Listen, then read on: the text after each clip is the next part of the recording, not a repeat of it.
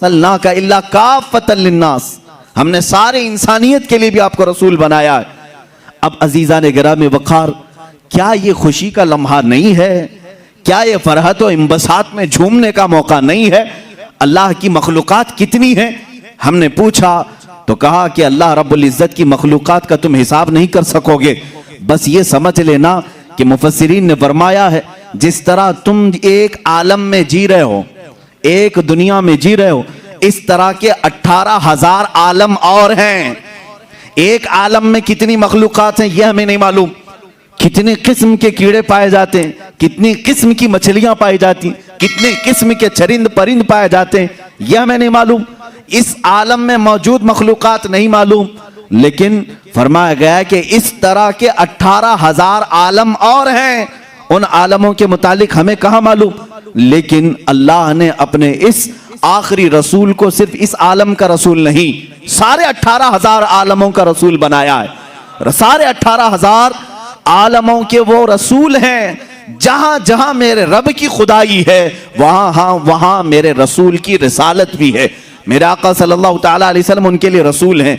अब आओ मेरे अजीजों, मैं आपको पूछना चाहता हूं, क्या वो फरिश्तों के रसूल हैं या नहीं? जिब्राइल और मीकाइल और इसराफील और इजराइल के रसूल हैं या नहीं? तमाम मलक आला के रसूल हैं या नहीं? जिन्नात के रसूल हैं या नहीं? तमाम मखलूक़ात के वो रसूल हैं या नहीं? हर मुसलमान ये कहेगा, अकीदा मेरा भी यही है, वो हर आलम की हर मखलूक के रसूल हैं। अब हमें खुशी किस बात की है? इसी बात की है वो हर आलम की रहमत है। किसी आलम में रह जाते, ये उनकी मेहरबानी है कि ये आलम पसंद आया। जब वो रसूल 18,000 आलमों में से इस आलम को पसंद करके इस आलम में जलवागर हुए, तो क्या खुशियां मनाना इस आलम वालों के लिए फर्ज नहीं है? यही तो मदीने वालों ने पुकार कर कहा था, वजबत शुक्र अलैना मा दआ लिल्लाहि दाई। ये अल्लाह का रसूल जब तक लोगों को बुलाता रहेगा, ऐ लोगों हम सब पर उसका शुक्र वाजिब है। इसलिए अल्लाह का भी शुक्र वाजिब है कि मौला तू कहीं पर भी अपने रसूल को रख सकता, फरिश्तों में रखता, आलम जिन्नात में रखता, आलम नबातात, आलम दीगर आलमों में रखता, लेकिन अल्लाह रब्बुल इज़्ज़त ने इंसानों के आलम में अपने रसूल को भेजा है। अब आओ मेरे अजीज़ों, यहाँ से हमारी गुफ्तगू शुरू होती है। आज विलादत बासआदत के मुक़द्दस अहवाल हमें सुनना है और सुनाना है। रसूल पाक सल्लल्लाहु तआला अलैहि वसल्लम की मीलाद मुबारका, मीलाद का मतलब ये अरबिक वर्ड है। मीलाद पैदाइश को कहते हैं। जैसे आप कहते हैं बर्थडे, बर्थडे का मतलब हुआ पैदाइश का दिन।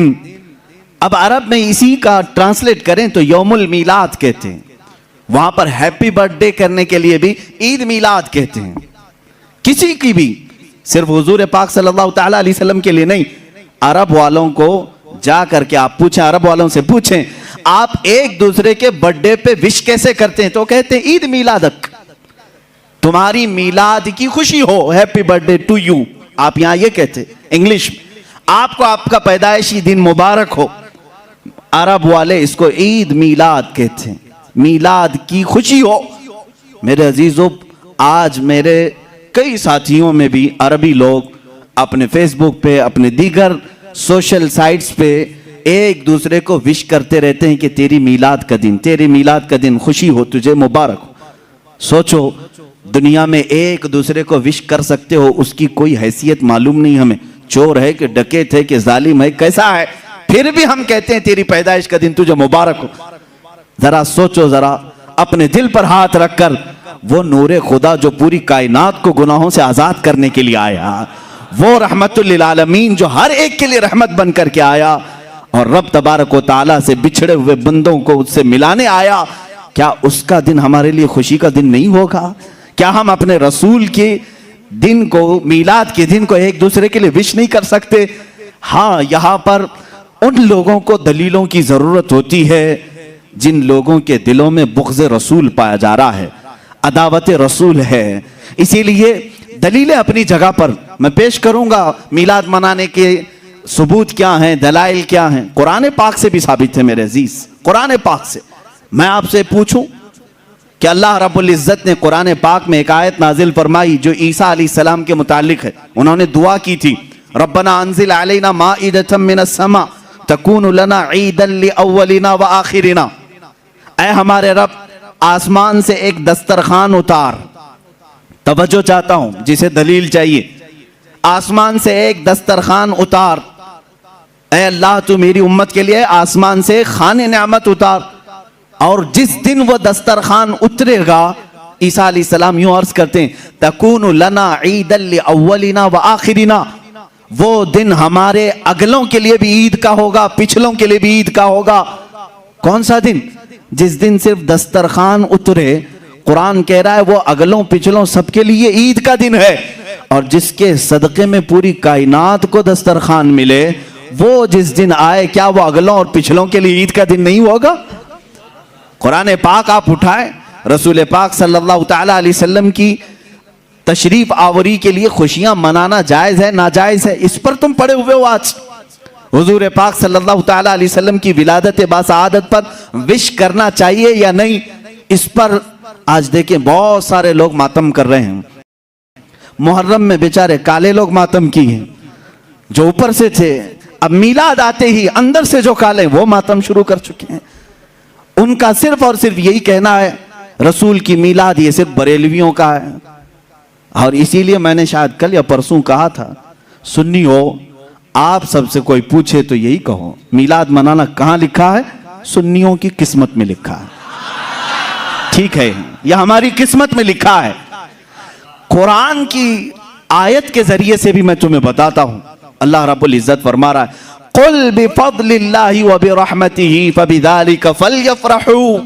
11वें पारे की आयत है। अल्लाह फरमा रहा है, ऐ रसूल आप फरमा दें अपनी उम्मत से कि जब जब अल्लाह का तुम्हारे पास फजल आए, अल्लाह की रहमत उतरे, फबिज़ालिका फलयफ़रहू। अल्लाह ताला फरमा रहा है, कुरान की आयत लफ्ज पर तवज्जो दो, कुल बिफज़लिल्लाहि व बिरहमतिही।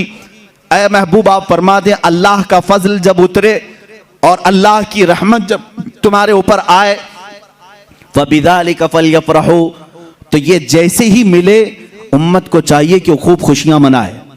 कौन कह रहा है? रब्बे जुल जलाल। वो फरमा रहा है जब जब मैं तुम पर फजल उतारूं और रहमत उतारूं तो तुम सब के सब मिलकर खुशियां मनाओ। फलयफ़रहू, सब के सब चाहिए कि खुशियां मनाएं। इस सेगे पर, इस लफ्ज पर तवज्जो दें। फिर मैंने पूछा, ऐ रब्बे जुल जलाल तेरी रहमत है क्या? जब वो उतरे तो हमें खुशियां मनाना चाहिए, तेरी रहमत क्या है? रब ताला ने फरमाया, वमा अरसलनाका इल्ला रहमतल लिल आलमीन।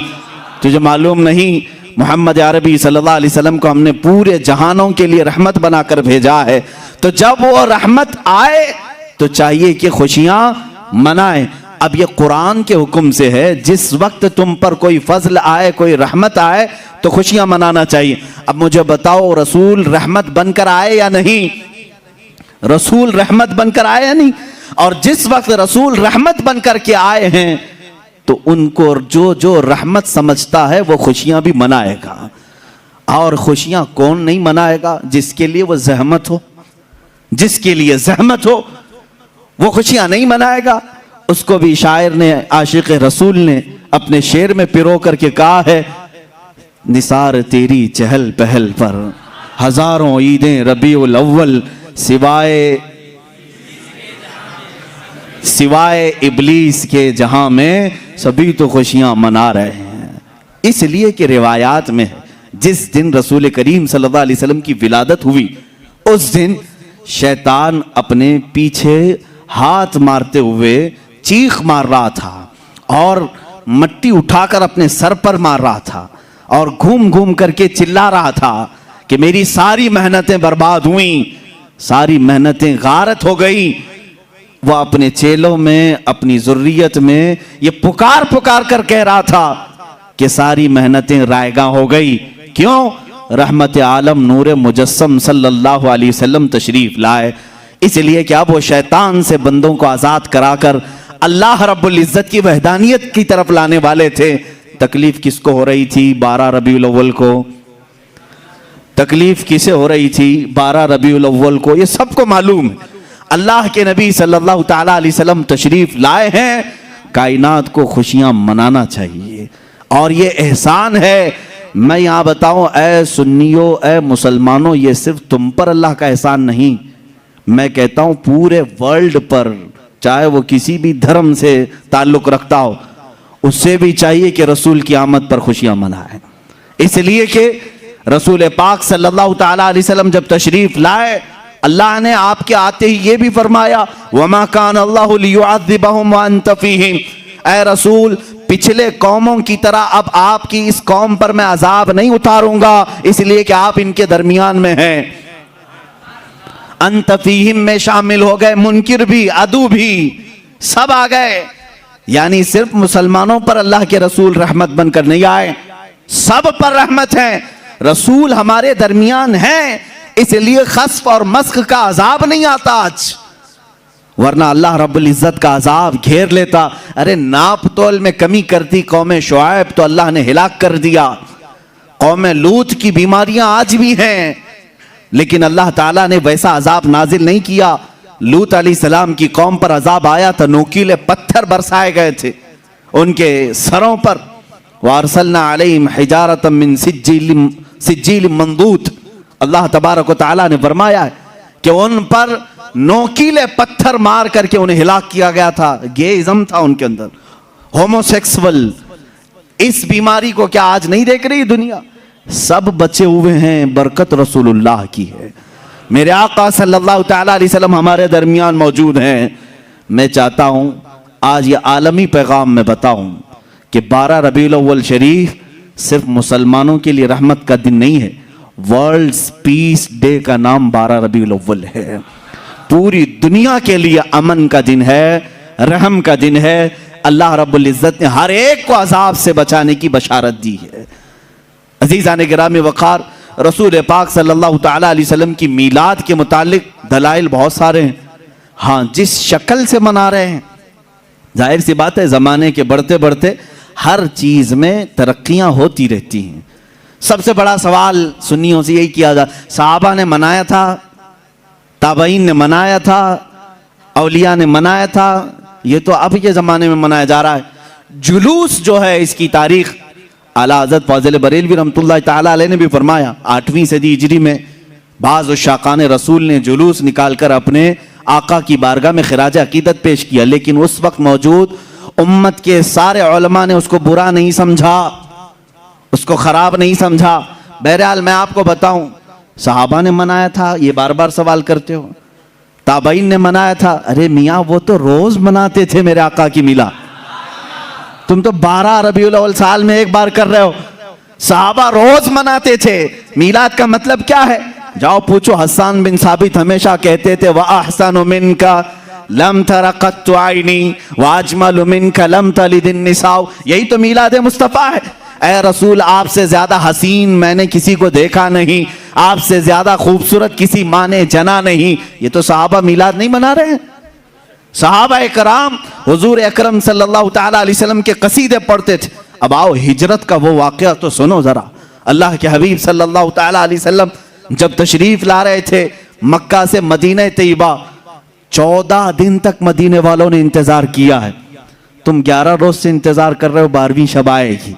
मदीने वाले 14 दिन तक, जैसे ही हुजूर मक्का से निकल चुके खबर हुई, मदीने के सारे लोग टीलों पर जाकर खड़े होते थे और इंतजार करते थे कि वो नूर वाला कब तशरीफ ला रहा है, रसूल पाक सल्लल्लाहु ताला अलैहि वसल्लम कब आ रहे। मदीने वालों ने, बहुत सारे लोगों ने देखा नहीं था, देखने की तड़प थी। मुझे बताओ, आज आप मीलाद की घड़ी के इंतजार में बैठे होते हैं अदब से, ये इंतजार है? ये मदीने वालों की सुन्नत ही तो है। वो 14 दिन तक इंतजार किए आमद मुस्तफ़ा का। और जिस वक्त रसूल पाक की आमद हुई, अब हदीसों में है, बुखारी शरीफ भी पढ़ो आप, मुस्लिम शरीफ भी पढ़ो, हदीसों में मौजूद है, फरमाया रसूल करीम सल्लल्लाहु ताला अलैहि वसल्लम जैसे ही कुबा की चोटियों से नजर आने लगे, जितने मदीने में हबशी थे वो अपने नेज़े निकाले, ढाल निकाले और अपना मखसूस जो उनका रक्स होता था उससे वो रक्स करने लगे। ढालों पर अपने नेज़े मार मार कर कहते थे, मुहम्मदुन अब्दुन सालेह, मुहम्मदुन अब्दुन सालेह। ये अल्फाज थे हबशियों के। और उसके बाद बनु नज्जार खानदान था, उस खानदान की सारी बच्चियां अपने हाथों में दफ लेकर के आई, यूं कहती थी तलअल बद्रु अलैना मिन सनियातिल वदाई वजब शुक्र अलैना मा दआ लिल्लाहि दाई। ये आगे पूरा मौजूद है कसीदा, जिसमें वो कहती हैं अंत शर्रफ्तल मदीना मरहबन या खैर दाई। ये गुनगुनाते हुए वो यूं कह रही थी, हम पर 14वीं का चांद तुलू हो गया है। कहां से? सनियतुल वदा की घाटियों से। उसके आने पर हम पर शुक्र वाजिब हो गया है। मुझे बताओ, ये मीलाद नहीं है तो और क्या है? हुजूर पाक की मीलाद का मतलब है हुजूर की सीरत बयान करना, हुजूर पाक की तारीफ बयान करना, यही तो मीलाद है। हम मजलिस मीलाद का मतलब क्या है? सिर्फ 12वीं शब को मनाना, यही नहीं, साल भर जब भी आप मेरे आका के तज़किरे करेंगे हम उसको मीलाद मुस्तफ़ा ही कहते हैं। मौलूद की महफिल है, मजलिस मीलाद है, जहां रसूल पाक की आमद के किस्से बयान किए जाएं, तारीफ व तौसीफ बयान की जाए, वो मीलाद है। सहाबा ने किया है मेरे अजीजों। अब अल्लाह के नबी सल्लल्लाहु तआला अलैहि वसल्लम जब तशरीफ लाए तो क्या हुजूर ने मना कर दिया? जो हिजरत के बाद हुजूर तशरीफ ला रहे थे। अच्छा, इसमें यह भी देखें, जब रसूल पाक सल्लल्लाहु तआला अलैहि वसल्लम तशरीफ लाए तो उस वक्त का एहतराम और ताज़ीम करना यह सिद्दीक़ अकबर ने भी सिखाया है। उसकी एक खुसूसियत होनी चाहिए। जाहिर सी बात है, आज आप हमारे मिंबर को, हमारे यहाँ पर स्टेज को अलग अंदाज से देख रहे होंगे, इसलिए कि ये आए हैं मीलाद मुस्तफ़ा के एहतराम में। मस्जिद आज अलग रौनक ली हुई है, यहाँ अलग एक रोशनी है, क्योंकि उस साअत और उस घड़ी के एहतराम में, जिस सुहानी घड़ी चमका तैबा का चांद, उस दिल अफरोज साअत पे लाखों सलाम। हम उस घड़ी पर भी सलाम भेजते हैं। सिद्दीक़ अकबर रज़ियल्लाहु ताला अन्हु ने क्या किया था जानते हैं आप? मदीने वाले जब देख रहे थे, गर्दनें फलान फलान कर देखते थे, उछल उछल कर देख रहे थे, दूर से वो नजर आ रहे थे।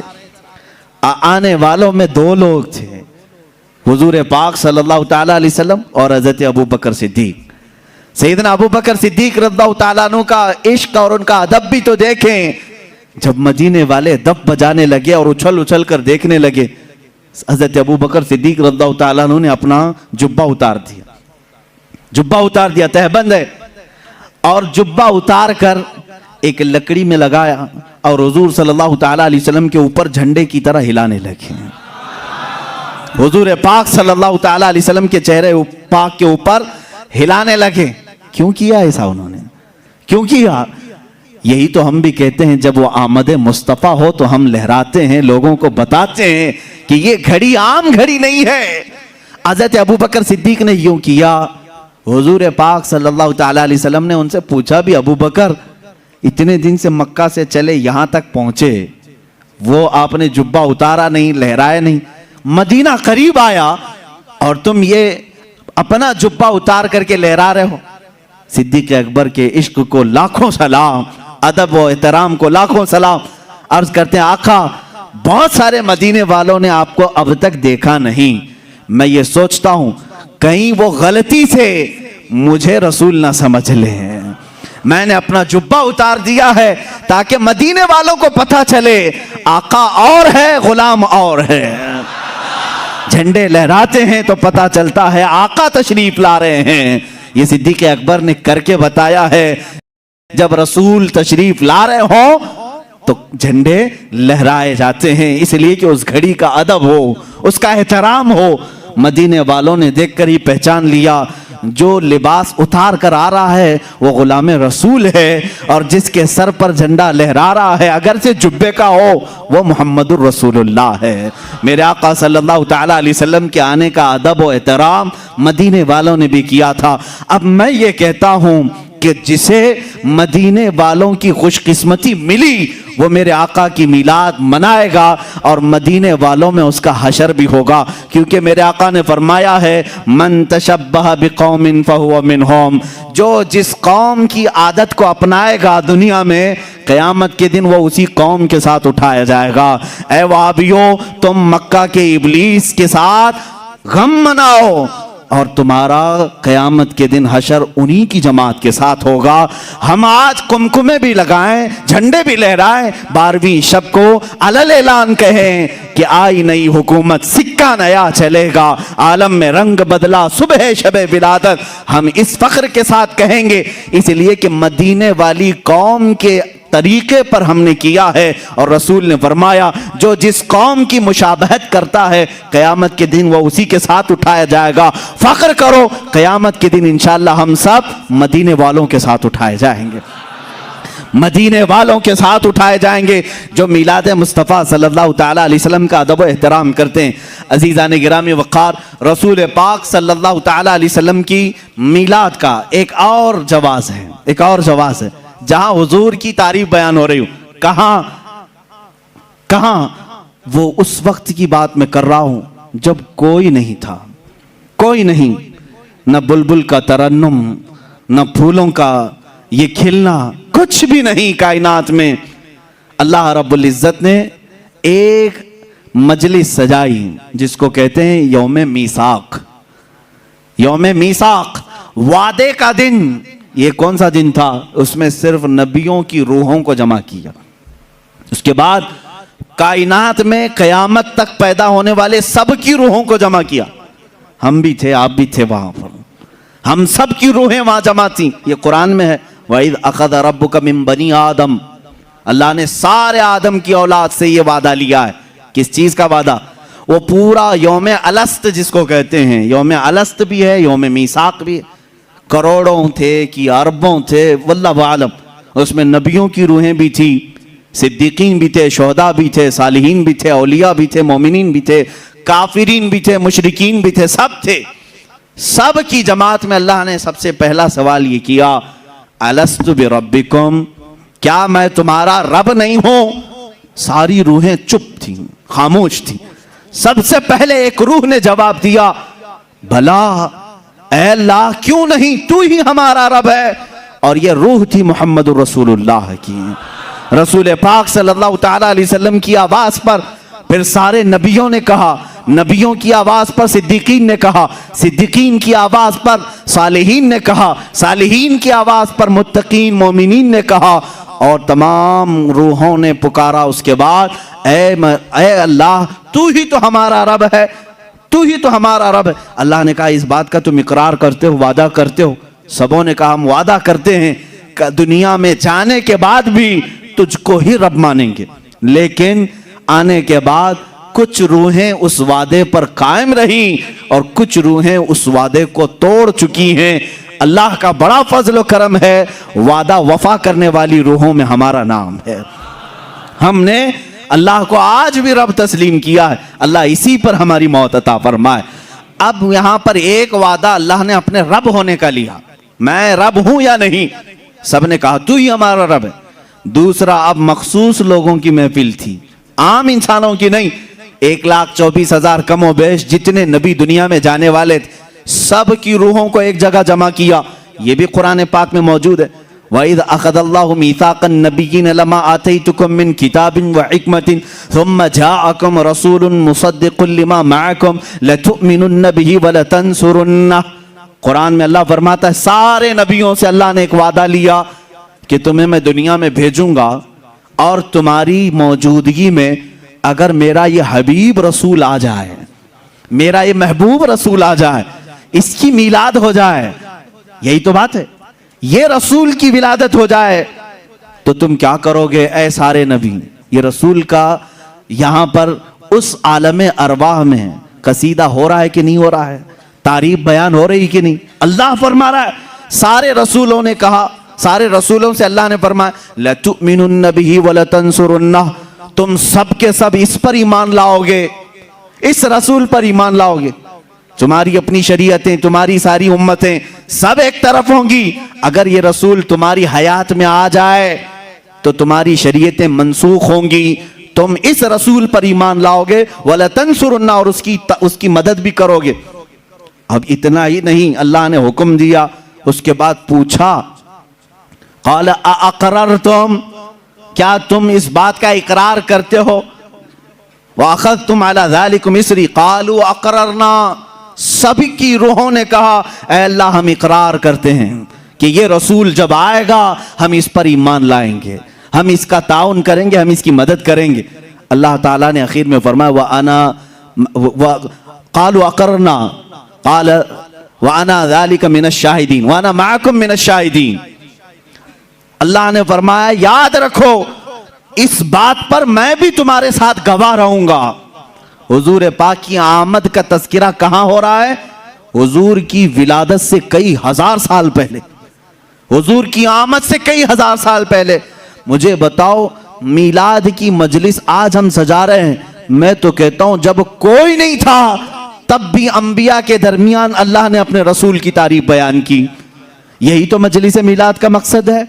रसूल पाक सल्लल्लाहु तआला अलैहि वसल्लम की विलादत पाक के तज़किरे ये यौम अलस्त में भी थे, यौम मीसाक में भी थे। अब आओ अल्लाह के नबी सल्लल्लाहु तआला अलैहि वसल्लम के नूरी सफ़र के मुतालिक मैं अर्ज़ करूँ, ये नूर मुस्तफ़ा सल्लल्लाहु तआला अलैहि वसल्लम बड़ी मंजिलों से यहाँ तक तशरीफ़ लाया। अल्लाह तबारक व तआला ने सबसे पहले क्या पैदा किया? कायनात में कौन सी चीज़ पैदा हुई? अज़ीज़ान गिरामी वक़ार, खुद मेरे आका सल्लल्लाहु तआला अलैहि वसल्लम की हदीस है जिसको हदीस जाबिर कहते हैं। मुसन्नफ़ इब्न अब्दुर रज़ाक़ में यह हदीस पाई गई। हुज़ूर पाक सल्लल्लाहु तआला अलैहि वसल्लम ने हज़रत जाबिर से कहा, ऐ जाबिर, सबसे पहले अल्लाह ने मखलूक़ात में तेरे नबी के नूर को पैदा किया। हुज़ूर ने फरमाया कि सबसे पहले अव्वलु मा खलक़ल्लाहु नूरी, अल्लाह ने सबसे पहले मेरे नूर को पैदा किया। वो रसूल का नूर कैसा था, क्या था, ये अल्लाह बेहतर जाने। हदीस पाक में ये मिलता है और मदारिजुन नबुव्वा में शेख अब्दुल हक मुहद्दिस देहलवी रहमतुल्लाह तआला अलैह इसकी 12 मंजिलें बताते हैं कि नूर मुस्तफ़ा सल्लल्लाहु तआला अलैहि वसल्लम को कैसे पैदा किया गया। कुछ भी नहीं था, आदम थे ना हव्वा थी, ना कायनात की कोई चीज, ना जन्नत दोज़ख लौह कलम अर्श कुर्सी, कुछ नहीं, सिर्फ अल्लाह रब्बुल इज्जत। अल्लाह ताला फरमाता है कुन्तु कंज़न मख्फियन फ़अरदतु अन उअरफ़ा फ़ख़लक़तुल ख़ल्क़ औ कमा क़ाल रसूलुल्लाह सल्लल्लाहु अलैहि वसल्लम। यह हदीस क़ुदसी है, यानी अल्लाह खुद फरमा रहा है, रसूल की जुबान है। मेरे आका फरमाते हैं अल्लाह ने फरमाया कुन्तु कंज़न मख्फियन, मैं एक छुपा हुआ खजाना था। अल्लाह फरमा रहा है मैं एक छुपा हुआ खजाना था। फ़अरदतु अन उअरफ़, तो मैंने ये इरादा किया कि मैं पहचाना जाऊं, मेरा तारुफ हो सबके सामने। फ़ख़लक़तुल ख़ल्क़, फिर मैंने एक मखलूक पैदा किया। एक मखलूक, सबसे पहली मखलूक। अल खल्क़ से मुराद क्या है? वो नूर मुस्तफ़ा है। मेरे आका सल्लल्लाहु तआला अलैहि वसल्लम के नूर को पैदा किया। अल्लाह रब्बुल इज़्ज़त ने अपने हबीब के नूर को पैदा किया। उसके बाद हुआ ये कि ये नूर कहाँ था, क्या कर रहा था? 9 लाख साल पहले की बात, आदम अलैहिस्सलाम की विलादत से तकरीबन 9 लाख साल पहले और बाज़ रिवायत में 5 लाख साल पहले अल्लाह तबारक व तआला ने अपने हबीब के नूर को पैदा किया। अब ये नूर मुस्तफ़ा सल्लल्लाहु तआला अलैहि वसल्लम आलम वहदानियत में अपने रब की मदह सराई करता रहा और ये नूर अपने रब की वहदानियत में रक्स करता। और उसके बाद 12,000 साल के बाद ये दूसरी मंजिल में आया। 12,000 साल के बाद तीसरी मंजिल में, यहां तक के 12 मंजिलें ये इस नूर ने तय की। इसमें अलग अलग मंजिलें तय कराई गई, यानी अल्लाह रब्बुल इज़्ज़त की वहदानियत का उसकी एक मंजिल थी और अल्लाह रब्बुल इज़्ज़त के सिफात को पहचानने वाली एक मंजिल थी, मारिफत की एक मंजिल थी, हकीकत की एक मंजिल थी। इस तरह की 12 मंजिलें तय की गई। उसके बाद अब हदीस सुनो, अल्लाह के हबीब सल्लल्लाहु तआला अलैहि वसल्लम फरमाते हैं अल्लाह ने अपने नबी के नूर के 4 हिस्से किए। 4 हिस्से किए। अब ये 4 हिस्से जो हुए, एक हिस्से से अलग चीज बनाई गई, दूसरे हिस्से से अलग। जैसे हदीस में एक हिस्से से अल्लाह ताला ने जन्नत को पैदा किया, फिर अर्श को पैदा किया, फिर लौह को पैदा किया जिस पर सारे इंसानों की तकदीर लिखी गई, फिर कलम को पैदा किया, चौथा हिस्सा बाकी था, फिर उसमें 4 हिस्से किए गए। फिर उनमें से अल्लाह रब्बुल इज़्ज़त ने एक हिस्से से सारे नबियों के नूर को पैदा किया, फिर मुत्तकीन को पैदा किया, मोमिनीन को पैदा किया, फिर जो बचा नूर का हिस्सा था फिर उसमें 4 हिस्से किए गए। उनमें से एक हिस्से से सूरज को पैदा पैदा किया गया, चांद को पैदा किया गया, फिर एक हिस्से से सारे सितारों को पैदा किया गया, फिर जो चौथा हिस्सा था फिर उसमें 4 हिस्से हुए, उनमें से एक हिस्से से अल्लाह ने सारे सितारों को, सैयारों को पैदा किया, कायनात के अजायबात को पैदा किया, जिन्नात को पैदा किया। फिर चौथा जो हिस्सा था उनमें से 4 हिस्से फिर हुए, उनमें से एक हिस्से से सारे फरिश्तों को पैदा किया, फिर एक हिस्से से आसमान को, एक हिस्से से जमीन को। यहां तक कि यह हदीस बड़ी तवील है। अल्लाह के नबी सल्लल्लाहु तआला अलैहि वसल्लम बयान करते रहे। तेरे नबी के नूर के 4 हिस्से अल्लाह ने किए। पहले 3 हिस्सों से अलग अलग चीजें बनाई, चौथे हिस्से में फिर 4 हिस्से। ये करते हुए मेरे आका ने यहां तक बनाया कि कयामत तक होने वाली तमाम अशिया को अल्लाह ने तेरे नबी के नूर से पैदा किया है। रसूल पाक सल्लल्लाहु तआला अलैहि वसल्लम के नूर से सारी कायनात की हर चीज को पैदा किया। इसीलिए हम ये कहते हैं, वो जो न थे तो कुछ न था, वो जो न हो तो कुछ न हो, जान है वो जहान की, जान है तो जहान है। मेरे आका जाने कायनात हैं, असले कायनात हैं, मकसदे कायनात हैं। अल्लाह रब्बुल इज्जत ने मेरे आका सल्लल्लाहु अलैहि वसल्लम के नूर को इतनी मंजिलों से गुजारा। उसके बाद अब अंदाजा करें आप, हुजूर पाक सल्लल्लाहु तआला अलैहि वसल्लम के नूर के एक हिस्से से जो सूरज बना है, जो सितारे बने, जो चांद बने, उनमें इतनी रोशनी है कि पूरी कायनात को चमका रहे हैं। तो जिस नूर मुस्तफ़ा में अल्लाह ने सरापा नूर रखा है, वो पूरी कायनात को कैसे नहीं जगमगा सकता है, कैसे नहीं रोशन कर सकता है। इसीलिए आला हज़रत फाजिल बरेलवी रहमतुल्लाह तआला अलैह ने पूरा कसीदा नूर मेरे आका की शान में लिखा है। सुबह तैबा में हुई बट्टा है बाड़ा नूर का, सदका लेने नूर का आया है तारा नूर का। या रसूल अल्लाह तेरी नस्ले पाक में है बच्चा बच्चा नूर का, तू है ऐने नूर तेरा सब घराना नूर का। नूर का कसीदा आला हज़रत ने पूरा हुजूर के हर अज़ू को नूर कहा है। काफ गेसु हा दहन या अबरू आंखें ऐन साथ, कुरान की आयत है मेरे अजीजों। काफ हा या ऐन साथ, ये सूरह मरियम की शुरू की आयत है और इसको बाज मुहद्दिसीन ने कहा ये इसमें आज़म है। इसमें आज़म, इसकी तिलावत से अल्लाह हर दुआ कबूल करेगा। काफ हा या ऐन साथ, लेकिन आशिक रसूल जब जब पढ़ता है उसमें अपने नबी को ही देखता है। आला हज़रत यूं कहते हैं, काफ गेसू हा दहन या अबरू आंखें ऐन साथ, यानी काफ जो लिखा रहता है उसकी शक्ल मेरे आका के गेसुए पाक की तरह है। हा जो है गोल होता है, दहन मुबारक चेहरे मुबारक की तरह है। या जो है लंबी होती है, हुजूर के अबरू की तरह दिखती है। ऐन और स्वाद गोल गोल होते हैं, मेरे आका की आंखों की तरह दिखते हैं। काफ गेसु हा दहन या अबरू आंखें ऐन साथ, तेरी सूरत में है उतरा सूरा नूर का। मेरे आका सल्लल्लाहु तआला अलैहि वसल्लम के चेहरे पाक पर भी कुरान की आयतें आई हुई। अजीज़ा ने गिरामी वक़ार, रसूल पाक सल्लल्लाहु तआला अलैहि वसल्लम ने जो मंजिलें तय फरमाई, अब वो अल्लाह के हबीब सल्लल्लाहु तआला अलैहि वसल्लम 9 लाख साल के बाद हो या 5 लाख साल के बाद हो, जब अल्लाह ताला ने मखलूक़ात को पैदा करना चाहा तो सबसे पहले आदम अलैहिस्सलाम को पैदा किया। आदम अलैहिस्सलाम की पैदाइश आपने इससे कबल भी सुना। ज़मीन की मुख्तलिफ मिट्टी ली गई और उसे गूंधा गया और उसके बाद उसमें रूह डाली गई। उनकी पेशानी में नूर मुस्तफ़ा रखा गया। अब अल्लाह रब्बुल इज़्ज़त के नूर की ये अमानत कहाँ मुंतकिल हुई? जबीन आदम में आई। बाज़ आशिकान रसूल तो ये भी कहते हैं अल्लाह ताला ने आदम अलैहिस्सलाम को जब पैदा किया और सारे फरिश्तों से कहा उसजुदू li आदम, आदम को सजदा करो, तो उनको जो सजदा करने का हुक्म दिया गया था, असल वजह तो वो नूर मुस्तफ़ा ही था। वो नूर मुस्तफ़ा जो जबीन आदम में था, पेशानी आदम में जगमगा रहा था। आदम अलैहिस्सलाम ने वो अमानत उठाई, संभाली, इसलिए कि अल्लाह रब्बुल इज़्ज़त ने अपने हबीब सल्लल्लाहु तआला अलैहि वसल्लम के नूर पाक को आदम अलैहिस्सलाम की पेशानी में रखा। तो सिर्फ ये नहीं कि उन्हें मालूम भी नहीं था, बल्कि मैं आपको ये सफ़र मुबारक भी बता दूं जो हमारी आदत है। हम रसूल पाक का शजरे पाक भी तिलावत करते हैं। अल्लाह के हबीब सल्लल्लाहु तआला अलैहि वसल्लम के शजरे पाक की तासीर भी ये है। अल्लाह ताला उसके ज़रिए से ज़ुबानों में सलासत अता करता है, रिज़्क़ में बरकत देता है। इसलिए कि हमारे आपके दूसरों के नसब का तो छोड़ो, कायनात का जो सबसे अफजल व आला रसूल है उसके शजरे नसब में बड़ी तासीर है।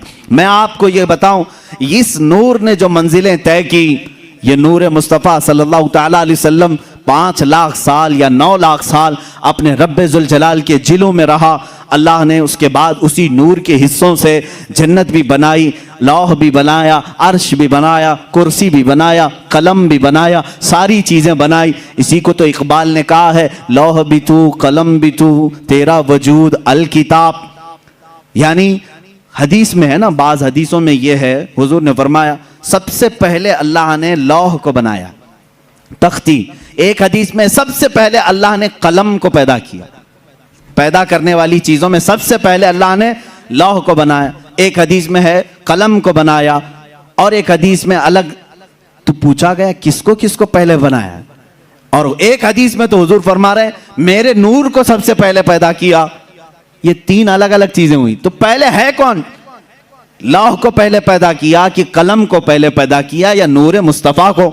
इकबाल जैसा आशिक जो है यहां पर हमारे जहनों को करीब करके समझाता है, इसमें टेंशन लेने की जरूरत नहीं, किसको पहले पैदा किया।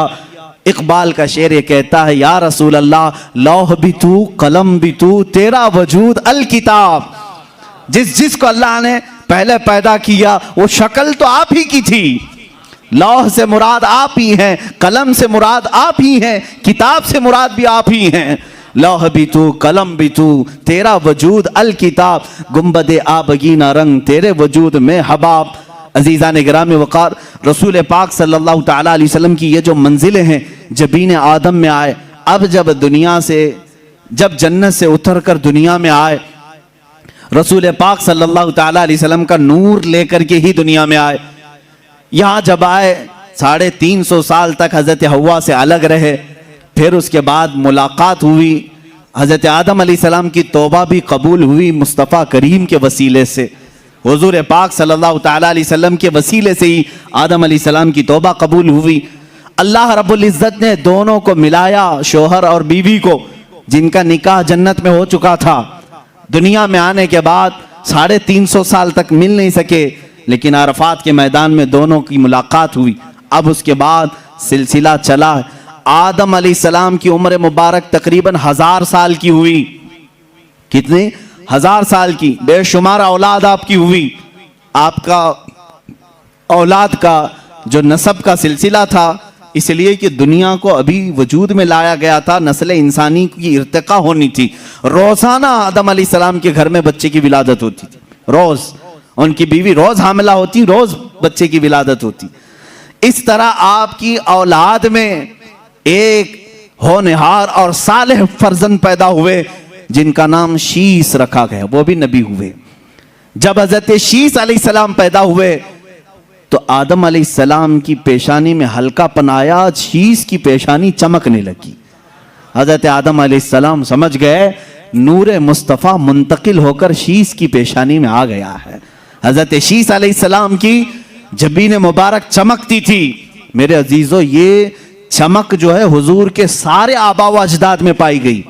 सारे हुजूर के जितने बाप आदम अलैहिस्सलाम तक आते हैं नसब में, सबकी पेशानियां चमकती थी। हजरत शीस अलैहिस्सलाम को देखा आदम अलैहिस्सलाम ने, उनकी अलग से तरबियत की, अलग से सारी औलाद में उनको अलग मकाम दिया। और फिर ये कहते रहे, हजरत शीस अलैहिस्सलाम का जो निकाह हुआ, उस जमाने की हजरत आदम अलैहिस्सलाम की बेटियों से ही उनके निकाह होते थे।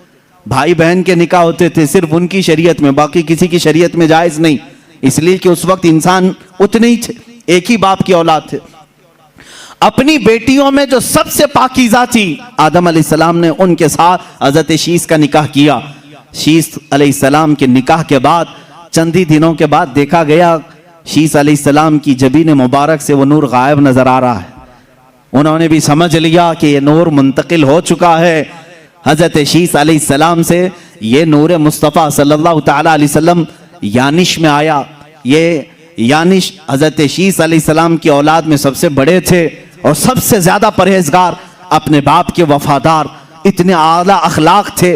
उनको देख करके भी शीस अलैहिस्सलाम ने तरबियत की, अलग से उनकी तरबियत की और बताया कि बेटा तुम्हारे पास अल्लाह ने एक बहुत बड़ी अमानत रखी है, तुम इधर उधर नजर नहीं करोगे, तुम्हारा हर अज़ू, तुम्हारा हर लम्हा पाक होना चाहिए, इसलिए कि तुम्हारे पास अल्लाह की एक बहुत बड़ी अमानत। देखें, इस अमानत को हर बाप ने महफूज रखा और तरबियत भी वैसी की। हजरत यानिश का जब निकाह हुआ, वो भी अपने अशरफ खानदान में, आला खानदान में, जब उनके घर उनकी दुल्हन आई, चंद सालों के बाद हजरत यानिश की पेशानी मुबारक से भी वो नूर गायब नजर आया। उन्होंने महसूस कर लिया कि नूर मुंतकिल हो चुका है। ये उस जमाने में सबको दिखता भी था, मालूम भी होता था। मियाँ सबकी पेशानियां लोग तो देखते होंगे, लेकिन एक पेशानी अगर सूरज से ज्यादा चमकने लगे तो सबको पता ही चल जाएगा ये कोई आम इंसान नहीं, इसके पास कोई खुसूसियत तो है। और जिसके पास ये नूर होता था, हर जमाने की बात ये है, उस शख्स से शादी करने के लिए हर औरत बेताब रहती थी। हर औरत, जो उस जमाने की मखसूस औरतें होती, वो ये नूर को देखती और पैगाम निकाह भेजती। और जिस नसीब वाली औरत के हिस्से में वो आता, वो दुल्हन बनकर क्या थी। हजरत यानिश के बाद उनके बेटे कैनन थे। कैनन की पेशानी पाक में वो नूर मुस्तफ़ा मुंतकिल हुआ। रसूल पाक सल्लल्लाहु ताला अलैहि वसल्लम के नूर की ये मंजिलें हैं जो सफ़र कर रही हैं। नूर खुदा चलता हुआ आदम की जबी में, जबीन आदम से शीस की जबी में, जबीन शीस से यानिश की जबी में, जबीन यानिश की से कैनन की जबी में, और यहाँ कैनन की जबी से, पेशानी से हज़रत महलील की जबीन पाक में आया। महलील से यरद में, यरद से इदरीस में, इदरीस से, इदरीस अलैहिस्सलाम का नाम मुतवश्शलख भी है। मुतवश्शलख से ये नूर मुस्तफ़ा सल्लल्लाहु अलैहि वसल्लम लामिक में आया। लामिक से हज़रत नूह अलैहिस्सलाम, जो हज़रत नूह अलैहिस्सलाम औलाद आदम में दूसरे रसूल भी हैं। नूह अलैहिस्सलाम की जबीन मुबारक खूब चमकती रही और फिर ये नूर मोहम्मदी सल्लल्लाहु ताला अलैहि वसल्लम उनके बेटे साम में आया। साम से ये नूर अरफक्षस में आया। अरफक्षस से फिर शालिख में आया। शालिख से फिर ऐबर में आया। ऐबर से ये नूर फालिख में आया। फालिख से ये राऊ में आया। राऊ से ये सारूख में आया। सारूख से ये फिर नाहूर में आया। नाहूर से फिर तारुह में, तारुह से फिर ये जबीन मुस्तफ़ा, नूर मुस्तफ़ा सैयदना इब्राहीम खलीलुल्लाह की पेशानी में आया। इब्राहीम खलीलुल्लाह अलैहिस्सलातु तस्लीम की पेशानी मुबारका खूब जगमगाती रही। आपने 2 शादियां की हैं, सारा से भी, हाजरा से भी। हज़रत सारा से इसहाक अलैहिस्सलाम पैदा हुए, लेकिन ये नूर मुंतकिल नहीं था। इब्राहीम अलैहिस्सलाम ने हाजरा से निकाह किया, सलामुल्लाह अलैहा। हज़रत हाजरा से बेटे पैदा हुए इस्माईल अलैहिस्सलाम, फिर ये नूर मुस्तफ़ा जबीन इस्माईल में आ गया। इस्माईल अलैहिस्सलाम का मशहूर वाक़या तुम्हें मालूम होगा। अल्लाह ने इब्राहीम को हुक्म दिया था, जाओ अपने बेटे की कुर्बानी करो। हज़रत इब्राहीम अलैहिस्सलाम ने हुक्म खुदाबंदी पर अमल करने के लिए मिना के मज़बा खाने में लाए और हाथ पैर बांध करके, क्या उनकी गर्दन पर छुरी नहीं चलाई थी? हर बकरीद को हम ये वाक़या सुनाते हैं। गर्दन पर छुरी चलाई, ना चली। इब्राहीम अलैहिस्सलाम ने पत्थर पर चलाई, पत्थर टुकड़े हो गया। फिर गर्दन पर चलाई, नहीं चली। उशाक़ मुस्तफ़ा कहते हैं कैसे चलेगी? जबीन इस्माईल में नूर मुस्तफ़ा जगमगा रहा था।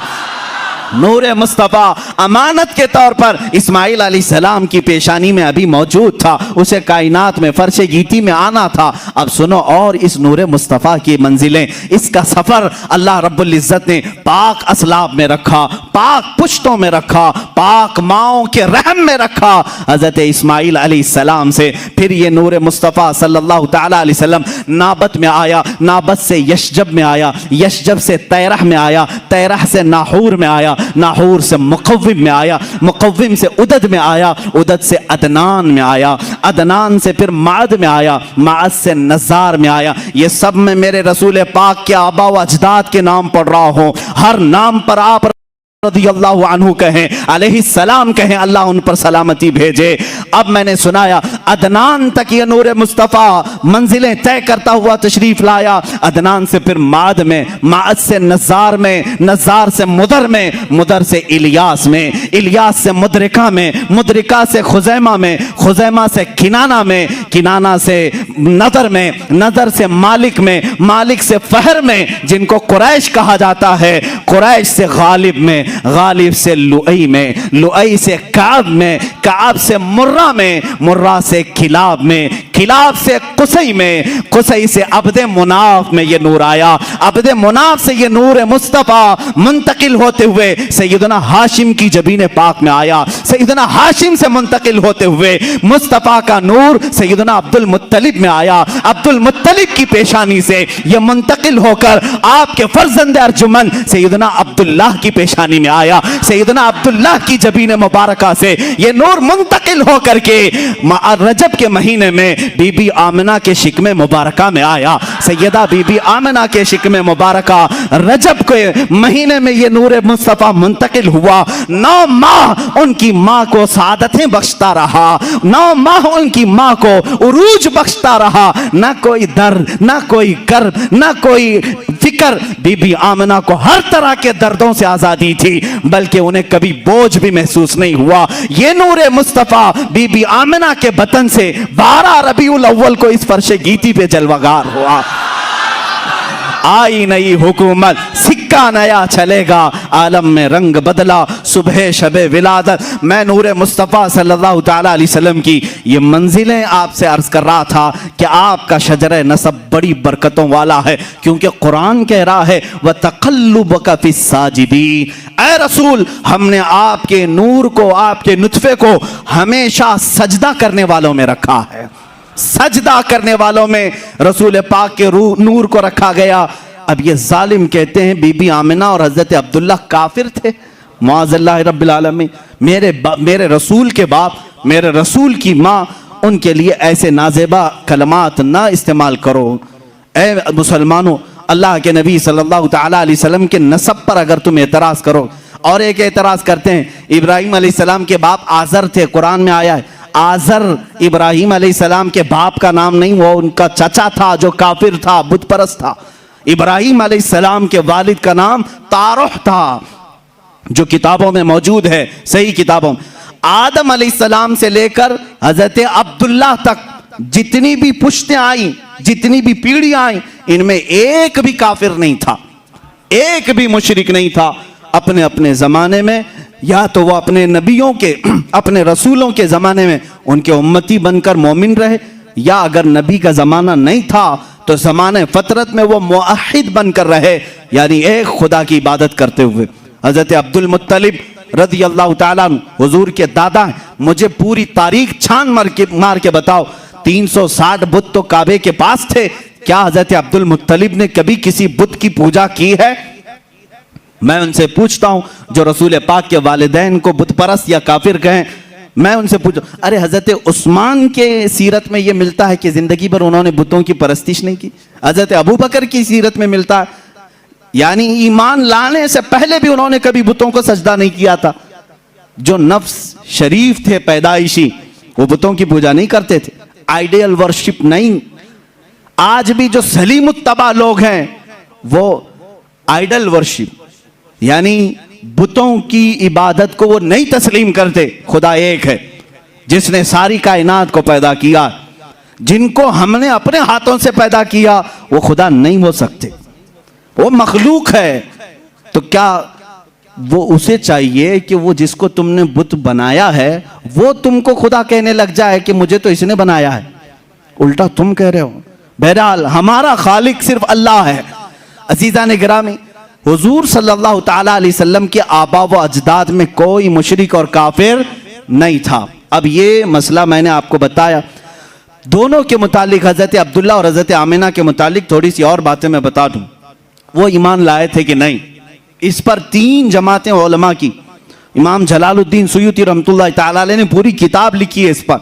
हुजूर सल्लल्लाहु अलैहि वसल्लम के वालिदैन मोमिन थे और जन्नत में। उन्होंने साबित किया, 3 तरीकों से उलमा साबित करते हैं। पहला तरीका तो यह है कि इनकी वफात हुजूर के ऐलान नबुव्वत से पहले हो गई। हुजूर ने अपने नबी होने का ऐलान किया 40 साल की उम्र। हज़रत आमिना की वफ़ात हुजूर के 6 साल उम्र में ही हो गई। हज़रत अब्दुल्ला जो हुजूर के वालिद हैं, हुजूर की पैदाइश से 6 महीने पहले इंतकाल कर चुके।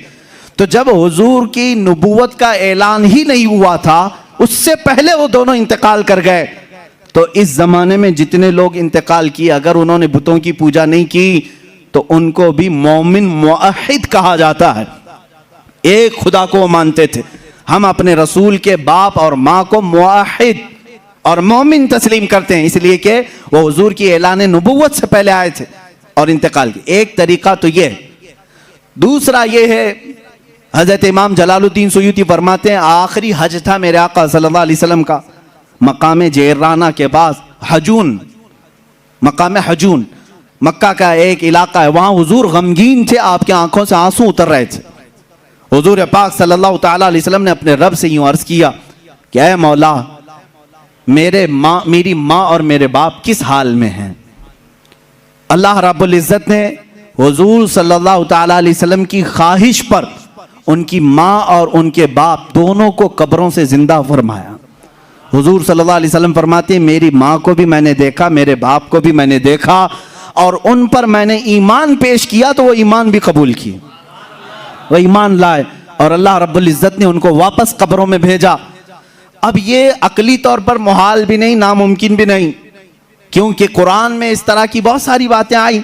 ईसा अलैहिस्सलाम मुर्दों को जिंदा करते थे। मूसा अलैहिस्सलाम के ज़माने में ऐसा हुआ है कि कातिल का पता मालूम करने के लिए मकतूल को एक गाय की पूंछ से मारा गया, वह जिंदा हुआ, और उसको किसने कत्ल किया था वो बताया और फिर मरा। सूरह बकरा पूरी इसमें मौजूद है। यानी मुर्दे का जिंदा होना, बात करना अकली तौर पर मुमकिन है, कुरान से साबित है। तो जब कुरान में ईसा अलैहिस्सलाम मुर्दे जिंदा किए हैं, सबूत है। मूसा अलैहिस्सलाम के ज़माने में मुर्दा जिंदा हुआ, सबूत है। हुजूर पाक का मौजज़ा तो सारे नबियों में अफजल मौजज़ा था। अल्लाह ने उनको उनके वालिदैन जिंदा करके दिए और वो ईमान लाए और फिर वफात पाए। ये भी 2 दलीलें याद रखें। पहली चीज़ तो ये, वो ज़माने फ़तरत में थे। दूसरी चीज़ ये है कि अल्लाह ने अपने रसूल के लिए उनके वालिदैन जिंदा फरमाए। अब आओ अज़ीज़ान गिरामी वक़ार, विलादत बासआदत के अहवाल हमें ज़िक्र करने हैं। रसूल पाक सल्लल्लाहु ताला अलैहि वसल्लम की विलादत आम बच्चों की तरह विलादत नहीं। हुजूर अकरम सल्लल्लाहु ताला अलैहि वसल्लम इस जहान आलम में, इस फर्श गीती में जो तशरीफ लाए हैं, वो एक अलग शान है। बड़ी अजीम शान के साथ आप तशरीफ लाए, आम बच्चों की तरह नहीं, बल्कि अरब में उस जमाने में क्या क्या हुआ था, आस पड़ोस में क्या क्या हुआ था, सब मुझे बताना होगा। इसलिए कि रब तबारक व तआला जब कायनात के सबसे अफजल इंसान को भेज रहा है तो कायनात में तब्दीली तो होना ही होगी ही। इसलिए कि बरसों जिन नबियों ने उस रसूल के आने की बशारतें सुनाई हों, वो रसूल जब आ रहा हो, क्या हुआ जानते हैं? जिस रात हज़रत अब्दुल्लाह से ये नूर मुस्तफ़ा मुंतकिल होकर बतन आमिना में आया, उसी रात को आवाजें आई। ये रिवायात में मौजूद है। ज़रक़ानी, इमाम ज़रक़ानी फरमाते हैं, मशरिक के जानवरों ने मगरिब के जानवरों को इत्तला दी, मुबारक हो नूर मुस्तफ़ा अब अपनी असली माँ के पेट में आ चुका है। रजब के महीने में ये हुजूर पाक सल्लल्लाहु ताला अलैहि वसल्लम का नूर मुंतकिल हुआ, उसी दिन बशारतें शुरू हो गई। अब इसको इरहासात कहते हैं। हुजूर की पैदाइश से पहले जो अजीब व गरीब हालात हुए, पूरे अरब में ही नहीं बल्कि कायनात में अलग अलग हालात होने लग गए। जानते हैं, हुजूर की विलादत से सिर्फ 55 दिन पहले असहाबे फील का वाक़या पेश आया। अब्रहा बादशाह हाथियों की फौज लेकर खाना काबा को ख़त्म करने आया था, ढाने आया था। लेकिन क्या हुआ? सूरह फील में पढ़ो, अलम तरा कैफ फ़अल रब्बुका बि अस्हाबिल फील। इस पूरे सूरह में अल्लाह ने फरमाया, अब्रहा बादशाह की फौज को अल्लाह ने अबाबील चिड़ियां भेजकर कंकरियों से हिलाक कर दिया। पूरे के पूरे तहस नहस हो गए। अब्रहा की लाश नहीं मिली, सारे फौजी मर गए, हाथी सुकड़ गए, ऐसा हो गए थे। फजअलहुम कअस्फिम मअकूल, ऐसा अल्लाह ने उनको हिलाक किया था जैसे खाई हुई, नोच खाई हुई मुर्गी, यानी छिली हुई मुर्गी जिस तरह दिखे, इस तरह पूरी फौज बन गई थी। सारे लोग हिलाक हो गए थे। ये सिर्फ हुजूर पाक सल्लल्लाहु अलैहि वसल्लम की विलादत से 55 दिन पहले का वाक़या है। अल्लाह ने खाने काबा की हिफाजत फरमाई, इसलिए कि मक्का मुकर्रमा में रसूल पाक की जलवागरी होने वाली थी। अरब में हालात कैसे बदले, मौसम पूरे साल का बहुत ही खुशगवार। अरब पहले कहत साली से जूझ रहे होते, जमीनें सूखती थी, फसलें नहीं आती थी, लेकिन उस साल पूरे अरब वाले कहते हैं इतनी फसलें आई कि हमने पूरी जिंदगी में नहीं देखी।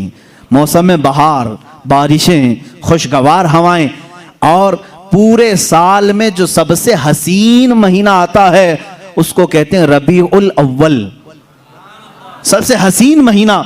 इसको रबी क्यों कहा जाता है? अरब वालों ने इसका नाम रखा, रबी कहते हैं बहार को, जो गुलाबी मौसम होता है, जिसमें लोगों को अपने सारे वसवसे, टेंशन, फिक्रें खत्म करने का मौका मिलता है। सुकून की हवाएं आती, ना ज्यादा गर्मी, ना ज्यादा ठंडी, ना बारिश, जिसको आप सावन का महीना कह लें।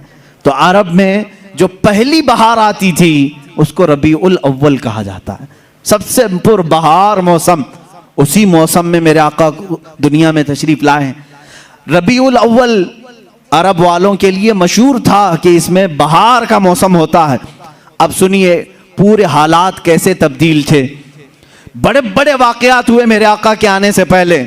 हुजूर पाक सल्लल्लाहु तआला अलैहि वसल्लम की विलादत से पहले क्या क्या वाकयात हुए सुने। रजब के महीने में हमल करार पाया। उसके बाद हजरत बीबी आमना रज़ियल्लाहु ताला अन्हा के घर चलते हैं, सुनते हैं उन्हीं की जुबान से रिवायात। हजरत बीबी आमना बताएं आपके शिकम मुबारक में जब ये नूर मुस्तफ़ा आया तो आपको कैसा लगने लगा। हजरत आमिना फरमाती हैं मैंने और औरतों से सुना था कि हमल के दर्द बहुत होते हैं, लेकिन जब मेरा बेटा मेरे शिकम में आया मुझे हमल का कोई दर्द नहीं था, कभी कोई तकलीफ नहीं हुई, ना पैर बोझल, ना कै आना, ना सर चकराना। दुनिया की हर माँ को हमल के आसार पेश आते हैं, ये तकलीफें वो उठाती हैं, मगर कायनात की एक माँ ने कोई तकलीफ नहीं उठाई। क्यों उठाए? इसलिए कि वो गमों से आजाद करने वाला रसूल उसके शिकम पाक में है। हर दर्द से, हर बेकसी की फरियाद रसी करने वाला रसूल उसके शिकम पाक में है। बीबी आमना रज़ियल्लाहु ताला अन्हा के जुबान मुबारक से हम रिवायात सुनते हैं। उससे पहले मशहूर मुहद्दिसीन ने जो रिवायात बयान किए हैं, फरमाते हैं कि ईरान में किसरा की हुकूमत थी। किसरा बादशाह इतना बड़ा सुपर पावर कि उसने एक महल बनाया था जिसकी हिफाजत के लिए 1 लाख फौज हुआ करती थी, और उसका दावा था कि इस किले को, इस महल को कोई भी टक्कर देकर गिरा नहीं सकता। बाज़ तारीखी रिवायात के मुताबिक जो आज मदियन सलमान पाक, जो इराक में एक शहर का नाम है, आज भी वहाँ वही किला मौजूद है। हम इराक जब ज़ियारतों के लिए जाते हैं तो वो भी देख कर आते हैं। किसरा का महल उसे कहते हैं। आज अंदाज़ा करो 3000 साल से या 2000 साल से वो महल उसी तरह सलामत है। उस ज़माने में कितना मजबूत रहा होगा, कितना पावर उसके अंदर रहा होगा। मजबूत, एक पिलर भी नहीं है, लेकिन छत आज भी खड़ी है। वो किसरा का महल था। और फिर मशहूर ईरान की एक आग थी जिस आग की पूजा की जाती थी, और बेशुमार लोग उसके सामने नजर मानते थे, इत्तिकाफ करते थे, चढ़ाई करते थे। और वो कब से जल रही थी? 1000 साल से जल रही थी। 1000 साल से उस आग को बुझने नहीं दिया था पंडितों ने। जहां वो थोड़ी सी धीमी हो जाए, तेल डाल दें या लकड़ियां भड़का दें, लेकिन उस आग को सुबह, दोपहर, शाम, रात किसी लम्हे बुझने नहीं दिया जाता था। वो आग जल रही थी 1000 साल से। किसरा का महल बड़ा कीमती, बड़ा मजबूत। और 2 नहरों के बारे में रिवायात में है। बुहैरे सावा एक इलाका है, काशान। काशान ये ईरान का इलाका है। वहाँ की झील, उसकी भी पूजा की जाती थी, उसको पवित्र माना जाता था। आग की पूजा करने वाले उस पानी की भी पूजा करते थे। इसी तरह समावा एक ऐसी झील थी जिसको सूख करके 300 साल हो गए थे, उसमें पानी का एक कतरा नहीं था। लेकिन मेरे अजीजों, जिस माह मुबारका में मेरे आका की विलादत होनी थी, अचानक हालात तब्दील थे। लोगों ने देखा बुहैरे सावा, जो झील पूजा की जाती थी, पुजारी दूसरे दिन सुबह जाकर देख रहे हैं पूरी झील में एक कतरा पानी का नहीं है, खुश्क हो चुकी है, सूख गई है, कुछ भी नहीं है। और समावा की झील जिसमें 300 साल से पानी का एक कतरा नहीं था, रात को लोगों ने देखा, सुबह आकर देख रहे हैं लबालब पानी भरा हुआ है, इतना पानी कि किसरा के महल्लात तक आ गया। और यही वो दिन था, अचानक ईरान की जमीन पर जलजले आ गए। ऐसे जलजले आए कि अचानक किसरा बादशाह के महल के अंदर एक शिगाफ पड़ गया, एक दरार आ गई। वो दरार आज भी मौजूद है, 14 सदियों से आज भी वो दरार दीवार में है।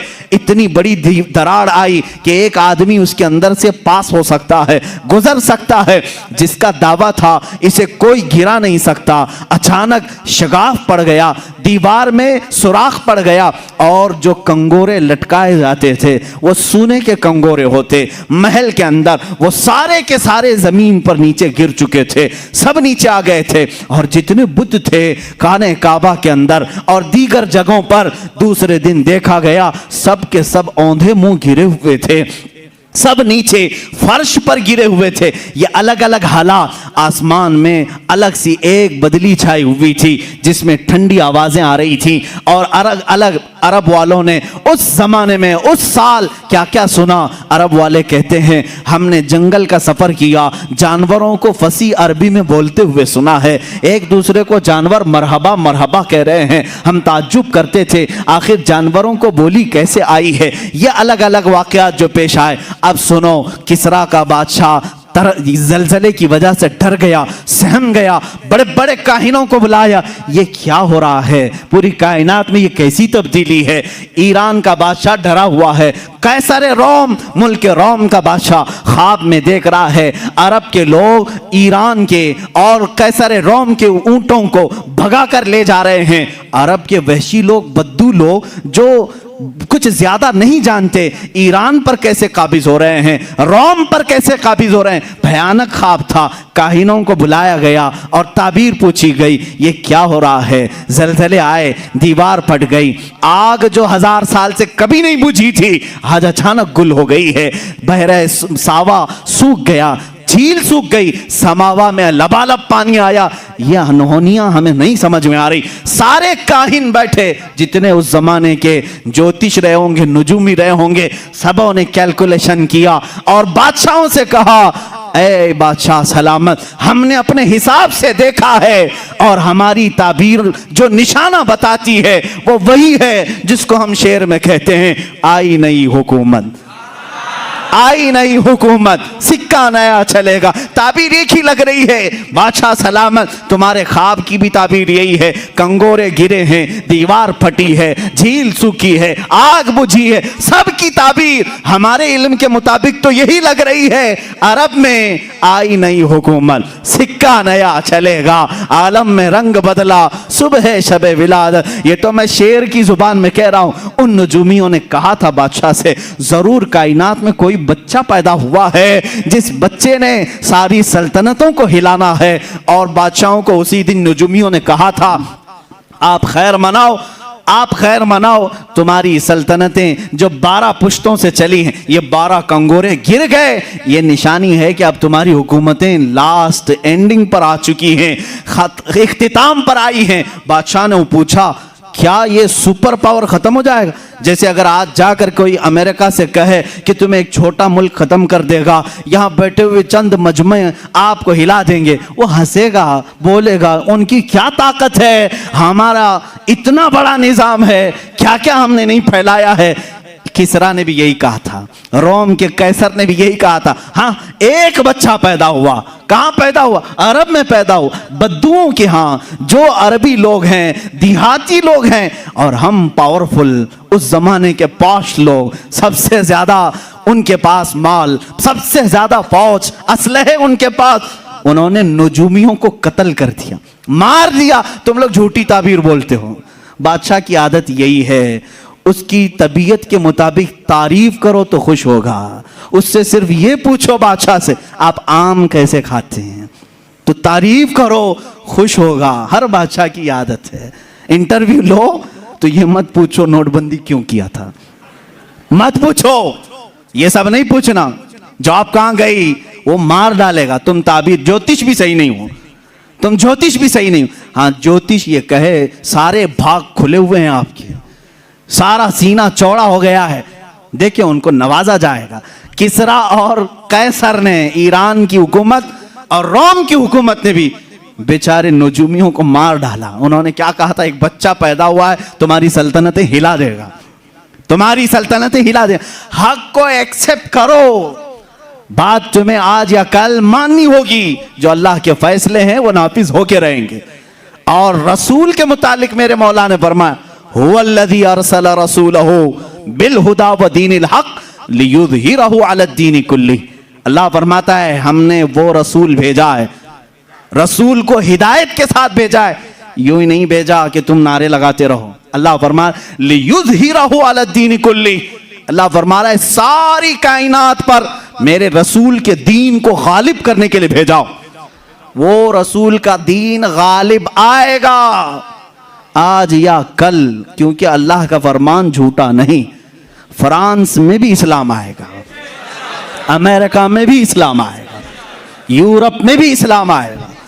हाँ, जहां जहां मुनकिरीन होंगे इस्लाम गालिब आएगा। तुम्हें बुरा लगता हो अगरचे, और अल्लाह ने फरमाया, आगे पूरी आयत पढ़ता हूं, लियुज़हिरहु अला दीनि कुल्ली वलौ करिहल मुशरिकून। अल्लाह फरमा रहा है अल्लाह अपने रसूल के दीन को गालिब करेगा। हुजूर से पूछा गया ये गालिब कब होगा? हुजूर ने फरमाया मेरी औलाद में एक मेरा बेटा आएगा जिसका नाम मोहम्मद मेहदी होगा, इमाम मेहदी आएंगे, और उस जमाने में पूरी कायनात में सिर्फ और सिर्फ इस्लाम होगा, सिर्फ इस्लाम होगा। और अल्लाह ने जो फरमाया वो भी सुन लें, बिल्कुल सच। वलौ करिहल मुशरिकून, अगरचे काफिरों को ये बात नापसंद आएगी, हाँ नापसंद आएगी, उनको बुरा लगेगा। अभी अगर मैं कहूं आरएसएस वाले भी मुसलमान हो जाएंगे, बुरा लगेगा, तकलीफ होगी उनको। हो सकता है जिसको भी हम कहें उसे तकलीफ हो, लेकिन मेरे अजीजों मैं कुरान पढ़ रहा हूं, कुरान ये कह रहा है अल्लाह अपने रसूल के दीन को गालिब करेगा। इस बात के कहने पर तुम मुझे मार डालोगे, कोई मसला नहीं। जिन्होंने अपने बादशाहों को ये बताया पहले, उनको मार दिया बादशाहों ने, लेकिन बाद में उनकी हुकूमतों ने देखा, कैसर और किसरा भी गिरफ्तार होकर गुलामाने रसूल के कदमों में आ गए थे।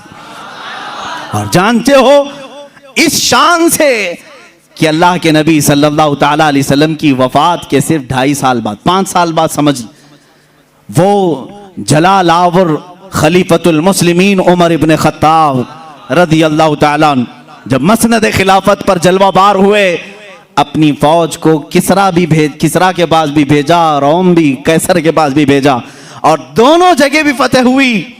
और ये गुलामान रसूल जिनको कैसर और किसरा क्या कह रहे थे, एक बच्चा पैदा हुआ हिला देगा, नजूमियों को मार डाला, और उसी रसूल के चंद गुलामों ने उनके तख्तों को हिला दिया, कुर्सियां हमेशा के लिए खत्म हुई। मुझे तारीख बताओ, ईरान और कैसर रोम जब ये खत्म हुए, आज 14 सदियां हो गई, दोबारा ना किसरा आया ना कैसर आया, नहीं आया, उनका खात्मा होना था, हो गया। अजीज़ान गिरामी वक़ार, इस शान से अल्लाह ने अपने हबीब के गुलामों को फतह दी। मस्जिद नबवी में माले गनीमत लेकर के आए, और उसमें कालीन लेकर आए जिस पर किसरा बादशाह की कुर्सियां लगती थी, उस जमाने का महंगा कालीन, जिस पर बैठ जाए तो लोग दुनिया में फख्र करते थे। मैं किसरा के कालीन पर बैठ कर आया हूं। जब किसरा का सब दरबार खत्म हुआ, माले गनीमत मदीना तैयबा साहबा ले आए, हजरत उमर से पूछा बहुत महंगा है दुनिया का, उस महल की सबसे कीमती चीज हम ले आए, इसको कहां सजाएं? हजरत उमर फारूक रज़ियल्लाहु ताला अन्हु ने कहा ले जाओ मस्जिद नबवी के दरवाजे के बाहर रखो, हर आदमी पैर पोंछकर अंदर आए, पैर पोंछकर अंदर आए। इसलिए कि उमर इब्न खत्ताब रज़ियल्लाहु ताला अन्हु दुनिया को ये बताना चाहते थे, वो कैसर और वो कैसर रोम, वो किसरा ईरान, तुम जिस पर बैठकर फख्र करते थे, ये फख्र करने वाला कालीन गुलामाने रसूल के तलवों के नीचे हुआ करता है। जब तुम इश्क़ मुस्तफ़ा में कामिल होंगे, इंशाअल्लाह अज़ीज़ उनकी कुर्सियां तुम्हारे ज़ेरे कदम आएंगी, हम भी देखेंगे, इंशाअल्लाह हम भी देखेंगे।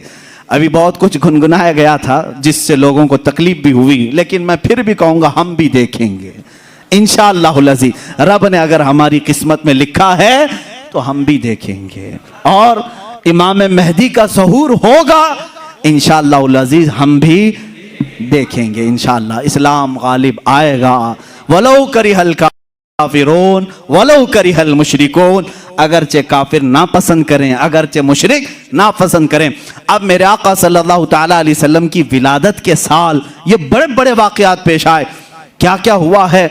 अरब के हालात बदले हुए थे, बुहैरा सावा, बुहैरा समावा, और उनके अलावा जो किसरा के बादशाह के कंगोरे टूट के गिरे और दरारें आई, आग बुझ गई। उसके अलावा आओ अब बीबी आमना के घर चलते हैं। अब ये विलादत की घड़ी के करीब के आसार मैं बता रहा हूँ, निहायत ही अदब एहतराम के साथ सुनो, इसलिए कि मौलूद मुबारका को सुनना ये ईमान वालों के लिए सआदत की बात है। मेरे आका सल्लल्लाहु ताला अलैहि वसल्लम की विलादत बासआदत से पहले खुशबू की जाए और बखूर किया जाए, इतर लगाए जाएं, और हुजूर पाक सल्लल्लाहु ताला अलैहि वसल्लम के तज़किरे निहायत ही अदब व एहतराम से किए जाएं।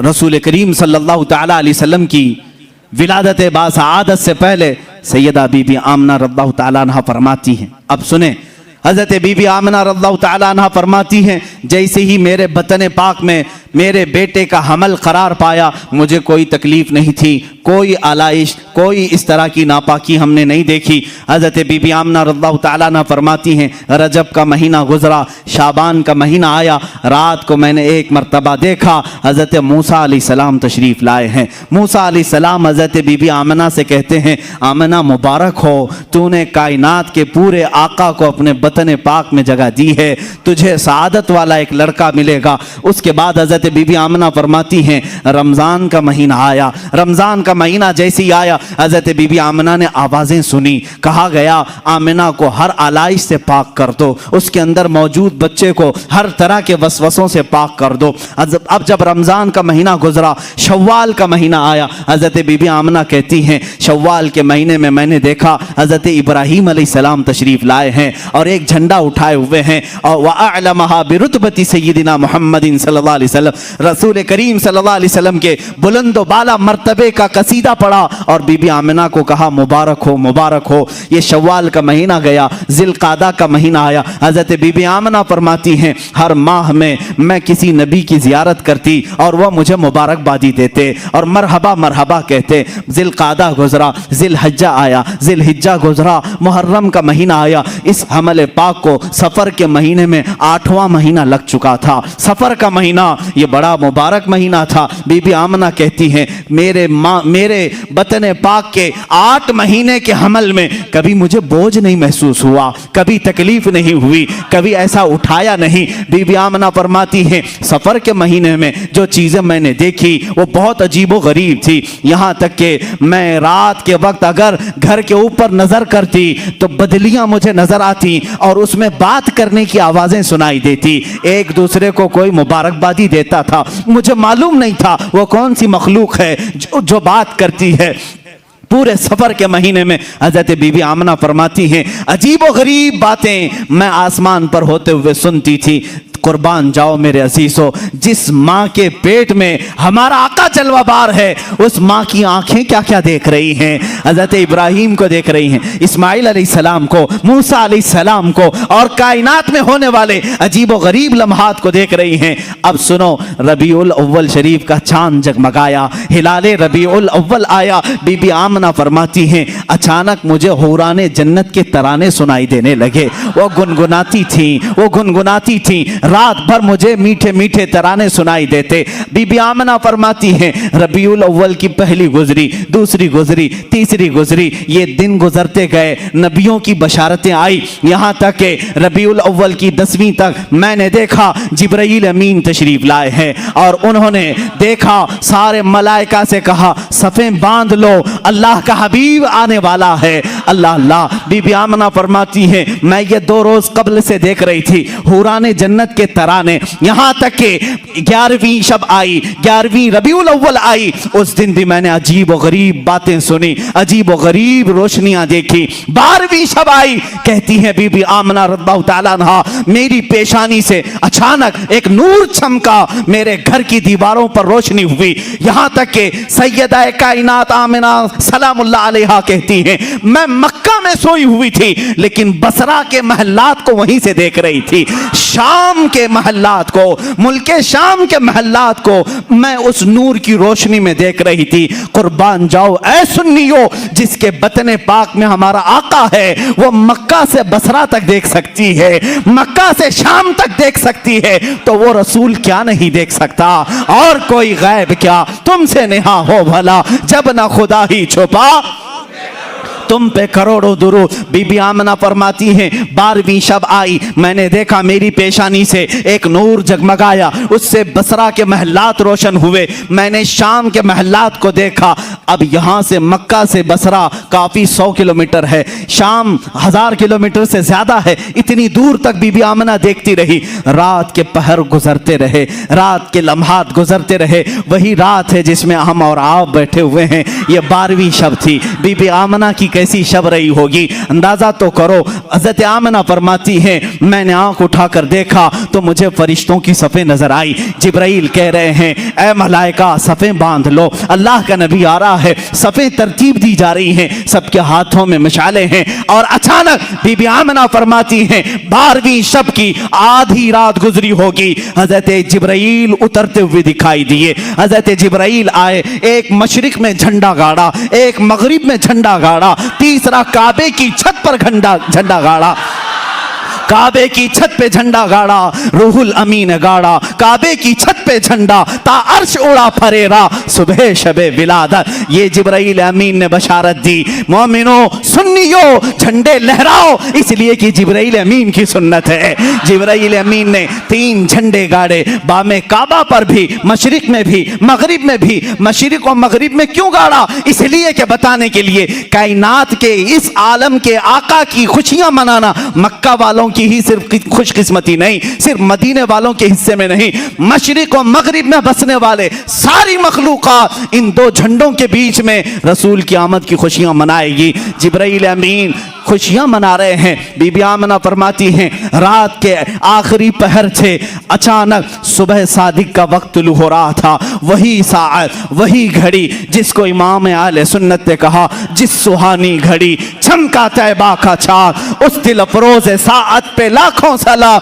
अल्लाह अल्लाह, ये घड़ी दुनिया की सबसे अजीम घड़ी है, ये साअत दुनिया की सबसे मकबूल साअत है। मैं समझता हूँ न शबे कद्र वहां को पहुंचती है, न शबे रमजान की ईद वहां पर पहुंच सकती है। कोई घड़ी उस घड़ी का मुकाबिल नहीं हो सकती जिस घड़ी में कायनात का आका व मौला जलवाबार हो रहा है। बीबी आमना फरमाती हैं, सुबह सादिक हुई, मेरे अजीजों और माओं को डिलीवरी के वक्त और विलादत के वक्त दर्द शुरू हो जाता है, दर्द ज़ह जिसको कहते हैं, वह तड़पती हैं। लेकिन बीबी आमना फरमा रही हैं, मैं ठंडक महसूस कर रही थी, खुशियां महसूस कर रही थी, पेशानी से लेकर तलवों तक ठंडक ही ठंडक थी। अचानक मेरे घर का दरवाज़ा बंद था। रात भर तो जन्नत की हूरों के तराने सुनती रही, फरिश्तों की सफ़ों को देखती रही, लेकिन कहती हैं सुबह सादिक होने लगी तो मैंने अचानक मेरे घर में 3 औरतों को आते हुए देखा। वो औरतें बड़ी हसीन व जमील थी, खूबसूरत थी और अजीब शान की थी। वो मेरे घर के अंदर आई, कोई मेरे दाएं खड़ी हो गई, एक बाएं खड़ी हो गई, एक सिराने के पास खड़ी हो गई। मैंने पूछा, यह हज़रत आमना फरमा रही हैं, ए आने वाली खवातीन तुम कौन हो, इस तरह घर में कैसे आई हो? वो खवातीन कहती हैं, ए आमिना ना घबरा, हम तेरे आने वाले मौलूद की दाया बनकर आई हैं। हम कौन हैं तुझे बताती हैं। एक खातून ने कहा, मेरा नाम सैयदा हव्वा है, मैं पूरी कायनात की माँ हूँ। दूसरी कहती है, मेरा नाम सैयदा आसिया है, जो जन्नत की पाकीज़ा खवातीन में से हो। तीसरी कहती है, मेरा नाम सैयदा मरियम है जिसकी पाकी की कसम कुरान खाता है। ऐ मेरे अजीजों, ये 3 पाकीज़ा खवाती बीबी आमिना के सिराने खड़ी हैं, विलादत बासआदत के वक्त दाया बन करके आई हैं। क्या शान है आका तुम्हारी, क्या शान है आका तुम्हारी। हाँ, दुनिया में किसी को ये सआदत नहीं मिली होगी जिसको किसी अजनबी ने न छुआ, वो बीबी मरियम मेरे रसूल की दाया बनकर आई हैं, बीबी आसिया दाया बनकर आई हैं। अचानक मेरे सैयदा कायनात आमिना सलामुल्लाह अलैहा फरमाती हैं, इन दायाओं से बातचीत हो रही थी, सुबह सादिक की घड़ी आई।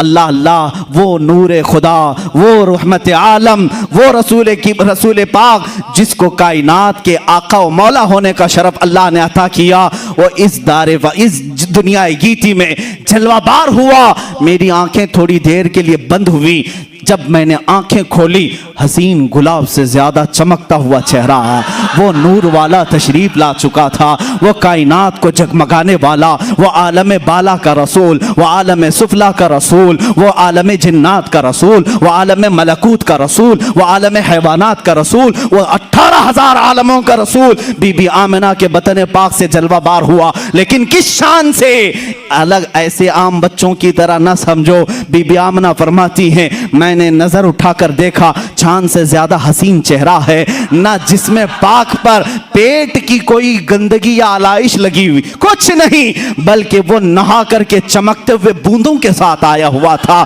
ऐसे तारे टपक रहे थे, तारों की तरह चेहरे पाक पर पानी के कतरे झिलमिला रहे थे। बीबी आमिना फरमाती हैं, मैंने नजर किया, हजरत आमिना वो जो तस्वीर खींची है, सदा कुर्बान जाओ मेरे अजीजों, कायनात के आका व मौला की तस्वीर, उनकी मां से ज्यादा हसीन कौन बता सकता है। हजरत आमिना कहती हैं, मैंने अजीब व गरीब बात देखी, मेरा शहजादा जब जलवागर हुआ, आम बच्चों की तरह रोते चिल्लाते नहीं आया, बल्कि सबसे पहले मैंने सुना उनकी जुबान पर था उम्मती उम्मती उम्मती उम्मती उम्मती उम्मती। उसके बाद मैंने उनको सजदे के आलम में देखा। कौन है वो बच्चा जो पैदाइश के दिन अपने मौला के हाथ सजदा रेज है, पेशानी जमीन पर है, कायनात के आका व मौला एक दिन के हैं आज, लेकिन सजदे के आलम में हैं।